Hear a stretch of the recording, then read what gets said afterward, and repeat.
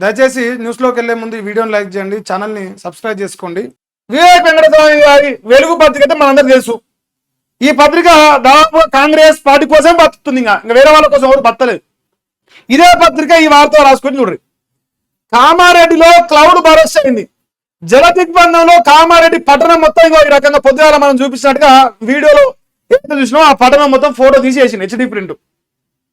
తర్వాత ఇక 24 గంటల్లో 49 సెంటీమీటర్ల వాన పడ్డది. 24 గంటల ఇక డైరెక్ట్ ఏం లేదా, కుండ పెట్టి ఒలగబోసినట్టే ఉంది. ఇంకా కుండ పొగకొచ్చి నీళ్లు పోస్తే అంత బ్రహ్మాండంగా 24 గంటలల్లో 49 సెంటీమీటర్ల వర్షపాతం అంటే మీరు అర్థం చేసుకోరు. ఇక కుండపోత కాదు, దాని తాత ఇంకా కుండపోత అన్నారు, దానికి వేరే పేరు పెట్టాలి. అసలు వాన పడ్డది 24 గంటలలో. అయితే వాగులు చెరువులు ఉప్పొంగి జల ప్రళయం.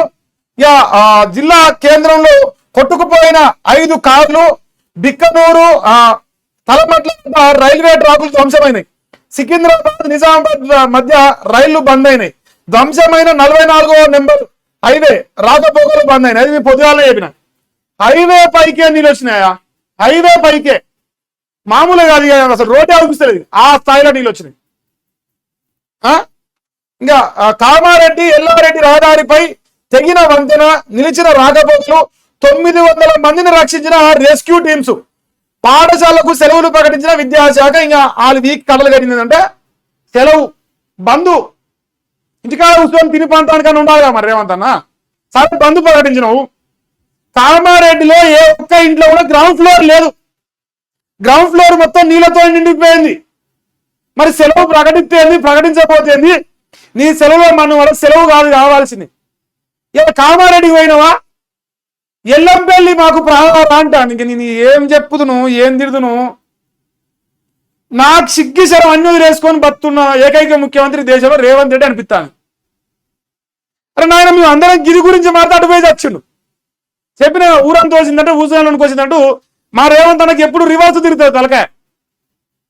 ఇంత పెద్ద ఎత్తున ప్రమాదం జరిగి వాళ్ళు ఆగమైపోతుంటే, వాళ్ళు గోసరిస్తా ఉంటే, అంటే నీకు ఓటుకి తెలియని బాధ అవుతుందా? నన్ను గెలిపలేదు, నన్ను దేకలేదు కామారెడ్డి ప్రజలు, వాళ్ళు వస్తే నాకేంది అనుకుంటున్నావా? మరి అడ్డన్నా చెప్పు, మరి అదన్నా క్లాట్ ఇస్తే వాళ్ళ బతుకు వాళ్ళు బతారు కదా. నీలాంటోనికి ముఖ్యమంత్రి పదవి ఇచ్చి, నీలాంటోని ముఖ్యమంత్రి కూర్చోసేటందుకు మా ప్రజలకు సరిపోని మంది పెట్టినావు, జన్మలో మర్చిపోలేకుండా. అరే కాంగ్రెస్ ప్రభుత్వం రెండోసారి, ఒకసారి ఖమ్మంలో ప్రజలు ఆగమైపోయారు, సచ్చి బొందల పడ్డా కూడా హెలికాప్టర్లు పంపలే. ఈ రోజు కూడా హెలికాప్టర్లు కేంద్రం పంపించింది. బండి సంజయ్ గారు చొరవతో వచ్చినాయని ఇలా వార్తలు వస్తా ఉన్నాయి. మా తెలంగాణ హెలికాప్టర్లు ఏమో బీహార్లో తిరుగుతా ఉన్నాయి. రాహుల్ గాంధీని, ప్రియాంక గాంధీని ఢిల్లీకి బీహార్కి సరఫరా చేస్తానికి.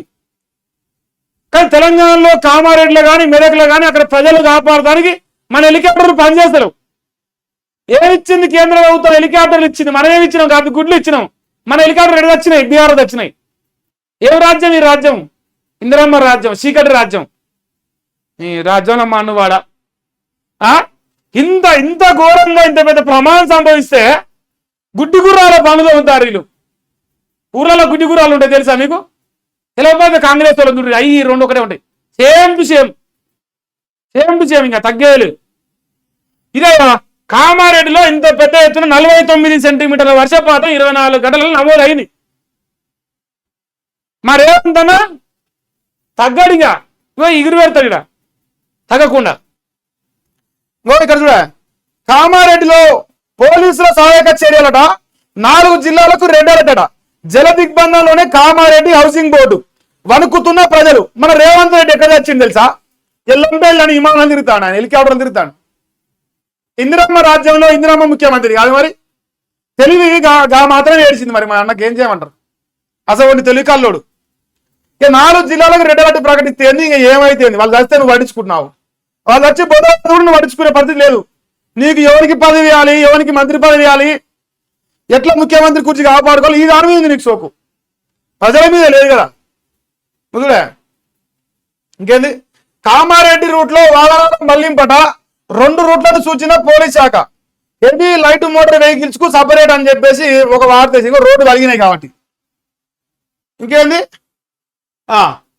మెతుకు సీమ అతలాకుతలమైంది. జిల్లా వ్యాప్తంగా కుండపోత వాన, సర్దనలో సర్దనలో అత్యధికంగా 31.8 సెంటీమీటర్ 31 సెంటీమీటర్ల వాన.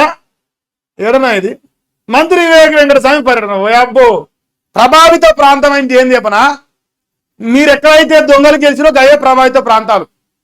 తెల్లారినాక నిమ్మలంగా జనాలందరూ చచ్చినాక ఎవరు చచ్చిండ్రా ఎవరు బతుకున్నా తగ్గిపోదామని చూసి వచ్చినారు. ఉన్నాడా మరి షబ్బీర్ అలీ తెలంగాణలో? అంటే కామారెడ్డి ప్రజల ఓట్లు కావాలి కానీ షబ్బీర్ అలీకి వాళ్ళ బాధలు అవసరం లేదా? కామారెడ్డిలో పోటీ చేసిన మునగాడు మన రేవంత్ రెడ్డికి అవసరమే లేదు. అసలు అటు పోతే నవ్వుతారు కదా లోకం, నవ్వుతారు కాబట్టి ఆయన హెలికాప్టర్ లాగా తిరిగిండు. రాజ్యంప అడుగాను. ఒక పేపర్ ఇదే వార్త ఇచ్చిరా, ఇంకలా ఒక పేపర్ మొత్తం ఇదే వార్త. కామారెడ్డిలో జరుగుతున్న పరిస్థితులు చూస్తూ ఉంటే ప్రజలందరూ అప్రమత్తంగా ఉండ్రి. ఈ రోజులో ఒక వార్త వస్తూ ఉంది, కరెంట్ షాక్ తగిలి కరీంనగర్లో 9 మంది వినాయకుని విగ్రహం మోస్తూ చనిపోయారని వార్త వస్తుంది. లేటెస్టా మరి పాతదా తెలియదు. సో పెద్ద ఎత్తున వర్షాలు పడతా ఉన్నాయి. ఇంకా 3-4 రోజులు టైం అంటారు. ఇంకా పెద్ద ఎత్తున మోతాదులో వర్షాలు పడే అవకాశం కనిపిస్తా ఉంది.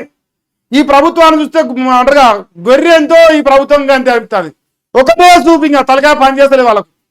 సో దయచేసి ప్రభుత్వాన్ని నమ్ముకోకుండా మీరు అప్రమత్తంగా క్షేమంగా ఉండే ప్రయత్నం చేయండి. ఈ 4 రోజులు ఎట్లాంటి బయటికి వెళ్ళే ప్రోగ్రాం పెట్టుకోకరు. ఏ క్షణమైనా వర్షం పడవచ్చు. దయచేసి విజ్ఞప్తి చేస్తాను, మీరు క్షేమంగా ఉండాలని మనస్ఫూర్తిగా కోరుకుంటున్నా. మరి దీంట్లో ఇంకో వార్త వేసిన ఎన్కౌంటర్ 4 నక్సల్స్ హతమయ్యారట. 8 గంటల పాటు కాల్పులు జరిగినాయి. మృతుల్లో 3 మహిళలు. పొద్దుగాల ఈ వార్త చూసినాం, మార్నింగే చూసినాం. అది ఇప్పుడు రాసిండు, నిన్న పేపర్ లేదు కదా. ఇంకో